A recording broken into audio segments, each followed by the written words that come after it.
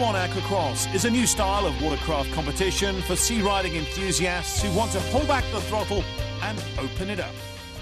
So we're down here at the Eastbourne Extreme event this weekend, and Sea-Doo have very kindly got a bit of a setup behind us, and Gary's here. Nice to meet you, Gary. Nice to do. And you're here sort of doing a bit of a promotion for Sea-Doo, but Sea-Doo have got close ties to the Aquacross guys as well. They have. For this year, if you buy a new Sea-Doo, then you can enter free into the races. That's brilliant. Which is marvellous, isn't it? Yeah. And if you can't buy a new one and you want to buy a second-hand one from us, you can still enter the race if you want to. That's brilliant, and there's a few guys racing in the Aquacross series on the Sea-Doos this year doing quite well. Yes, I've got one of my customers. He's actually won his race twice now. He's come third. Brilliant stuff. And it's a whole lot of fun, the old Aquacross and the jet skis, isn't it? It's not a very expensive sport for motor racing as such. Right. Anyone can do it. And it's good family fun. Yeah, and there's different types of model and different horsepowers, and obviously in the Aquacross you've got the 200s, the 250s and the 300 class. Yeah. Where would somebody pitch themselves if they're starting out? For starting out, you want to start at something like a 130 horsepower, because that's where we start. And as you say, you can go into 155 horsepower, 215 horsepower, and even 260 horsepower. It's great stuff, very exciting. What sort of top speeds do you get out with the big guys? You'll do about 73, 74 out of the big boys. How does that feel when you're out there on the waves? It's naughty. 0 to 50, 2.9 seconds. 0 to 50 in 2.9 seconds. How'd you hold on? With dear life. Gary, thanks ever so much. No It's been great talking to you. Thank you. And enjoy your weekend. Marvellous, thanks very much.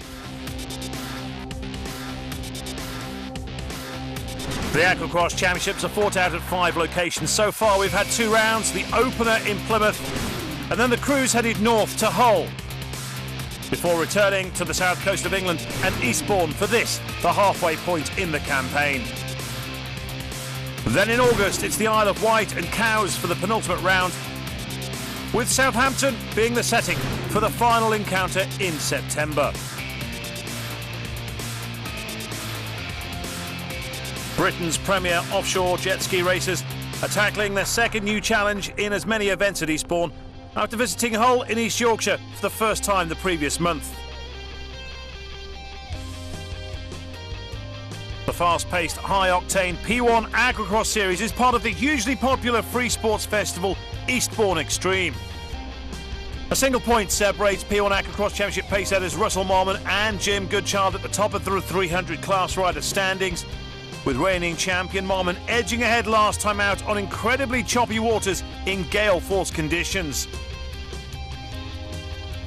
Things much to improve this time at Eastbourne, and Goodchild, who injured his ribs during the first of the 2 encounters in Hull following a heavy landing, was the early pacesetter this time, with Marmon very close behind in second position.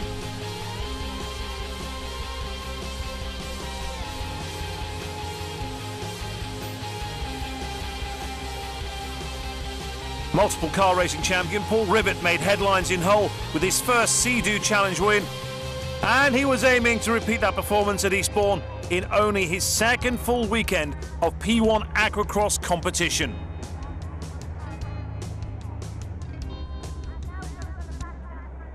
At the front, it was Goodchild who led from Marmon. Anya Colley was certainly making a splash in the 200 category. So too Duncan Johnston, but for the wrong reasons, as he went for a dip, having come off his Yamaha. He managed to get going again, but that was the end of his hopes of a victory. A change at the head of the pack, with Jim Goodchild dropping back and defending champion Russell Marmon now taking control. So far, Steve Robinson has the best record of the Sea-Doo challengers, but began the day 5th in the 300 class standings behind Tim Batt, who holds 3rd by 2 points from 4th place Kevin Ashley.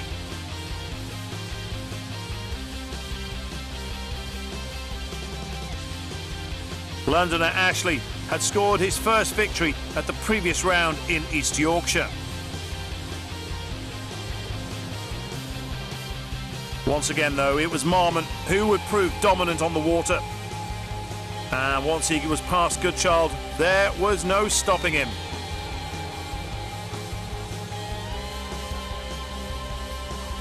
And so it was that he took the checkered flag ahead of the rest of the field.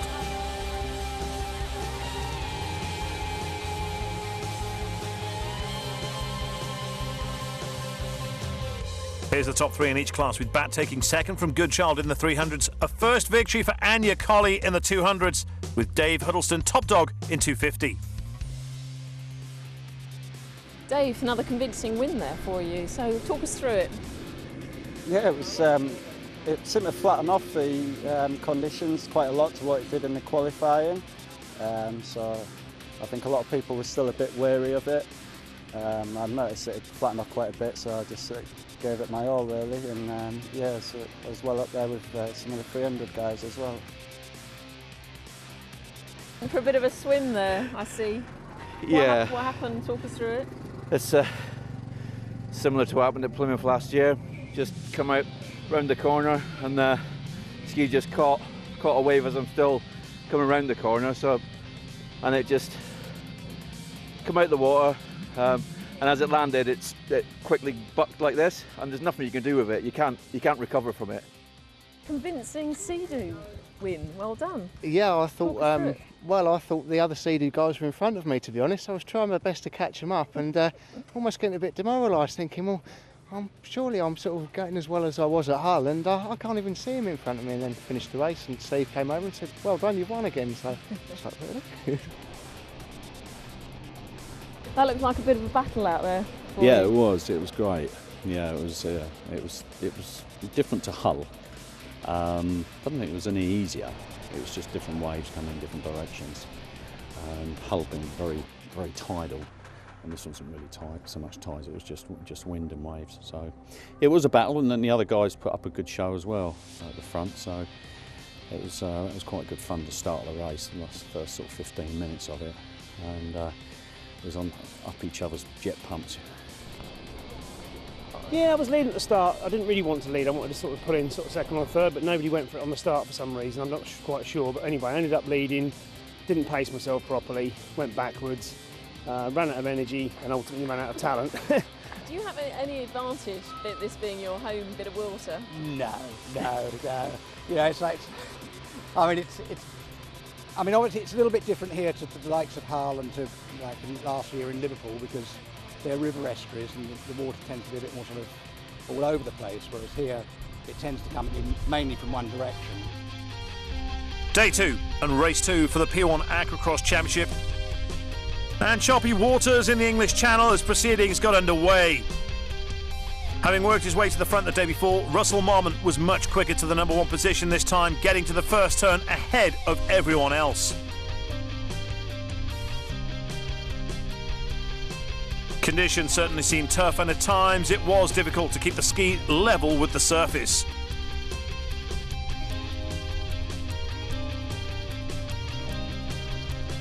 Anya Colley was the early leader in the 200 class, but her day was to end in disappointment when her ski failed to make the distance. At the head of the field, there was no catching Russell Marmont as he appeared to make light of the tough conditions.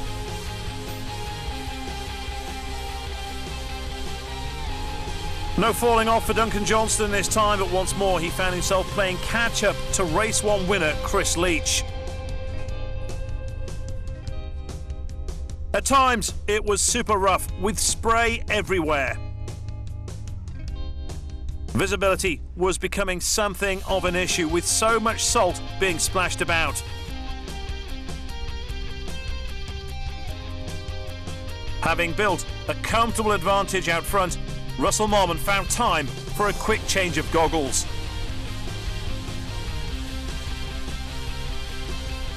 With vision restored, he was on his way once again.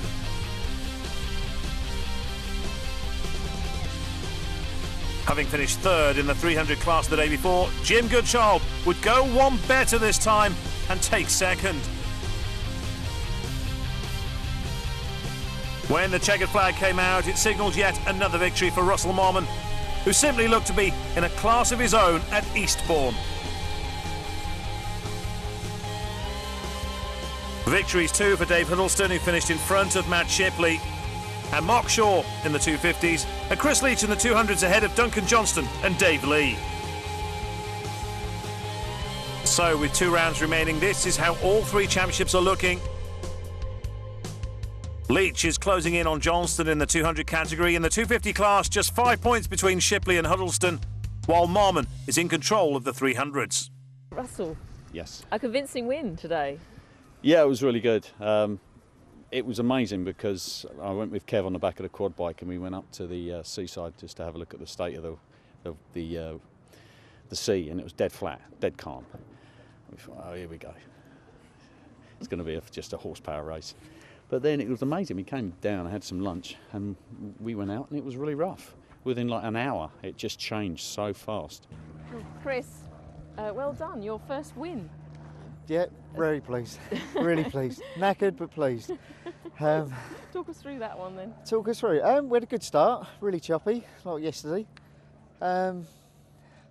Really hard work on my arms and legs. Anya, what happened there? You were leading and it was all looking so good. I know, yet again I gave it 110%, pushed hard on that ski, try and get out in front. I had a brilliant start, got about 5th out of the whole lot, so I'm real happy with that. Was leading and then came off a wave. It seemed to come off the wave fine and then just died and pressed the start button, nothing. Campaign farewell to Eastbourne. The next round of the P1 Aquacross Championship is at the Isle of Wight on the south coast of England.